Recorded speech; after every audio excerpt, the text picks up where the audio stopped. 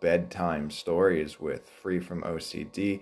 I'm Charlie, and I was skimming through the chapter, step 2 of Brain Lock, and it's filled with really good information I thought I would share, so you don't have to go through the trouble of reading. Unless, of course, you're in the support group. Anyway, a few things really popped out, and I'll just read and give you my commentary.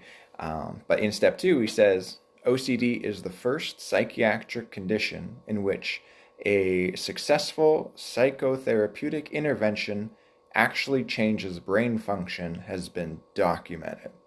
When people with OCD do compulsive behaviors in a vain effort to buy a little peace, they are really only exacerbating their brain lock. So when we give in, we dig the ditch deeper. Like, it makes it worse when we give in. It's too bad because it's so easy to give in.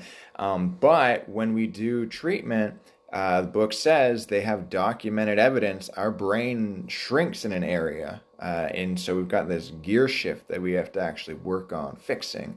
And so I thought there's a huge amount of hope in that if we do the treatment, like, there's measurable changes in the brain, we can actually switch gears. But if we don't do the treatment, we give in, we get worse. So there's that. Anyway, the next highlight I have, he talks about keeping the faith. And he says, for people who pray, what you want to pray for isn't that symptoms will go away. They probably won't. But he says you want to pray to have the strength to fight OCD. And there's an understandable tendency for us to become demoralized, even to begin to hate ourselves out of guilt and inadequacies. But probably the biggest reward he's talking about here from successful therapy is from a spiritual perspective. People with OCD learn to forgive. Learn to forgive ourselves for having the terrible thoughts, because we can realize that the symptoms have nothing to do with our spirit, our purity of mind, and everything to do with, misfiring. It's like a brain misfunction, or if he uses the example of a car, and we've got to really, it's like we got a car and the gear shift is sticky, and that's it. It's not that we got a car and it's evil. So he talks about it's almost impossible to fight off like this vicious of an enemy if you're bogged down with feelings of self-hatred.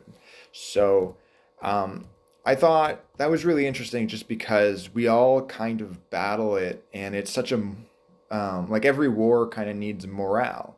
Earlier in the book, he talks about the worst thing that can happen is you get demoralized and you stop.